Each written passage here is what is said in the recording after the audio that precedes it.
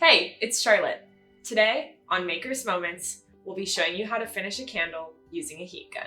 Have you ever wondered how to achieve perfectly smooth tops on your candles? We're spilling the secret component on how to create that clean, finished look. Meet your candle's new best friend, the heat gun. Ideally, you're using one of our fragrances and waxes like virgin coconut soy, cocoa apricot cream, both set up perfectly in one pour. But if you happen to be using another wax type, you might find dents, divots, cracks, or just a not so pretty rough surface. If that's the case, then it's time for a heat gun. Sinkholes are a common occurrence in soy wax. For the full scoop on sinkholes, check out our video, What Are Sinkholes? We've linked that below. You won't be needing one of the industrial strength or high-powered professional models of heat guns, as they're too hot for our candle making needs. An entry-level heat gun will do the job just fine. You can get one at www.woodenwick.com. We've included the link for you below.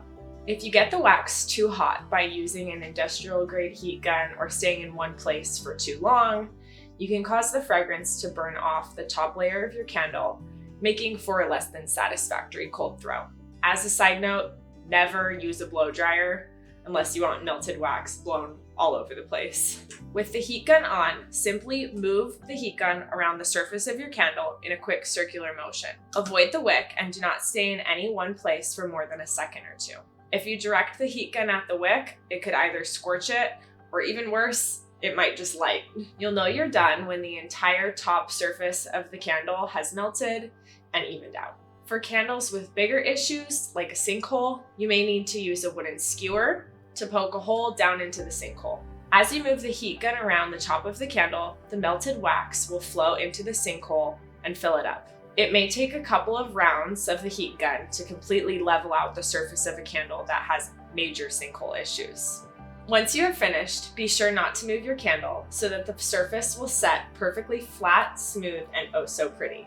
Once your candles have set, you will have perfectly smooth, polished candle tops. Ready to put your newfound knowledge into practice? Do your candles set perfectly smooth? Let us know in the comments below. Don't forget to subscribe to our channel to stay in the know on all the latest makers tips and tricks. See you next time on Makers Moments. Happy making!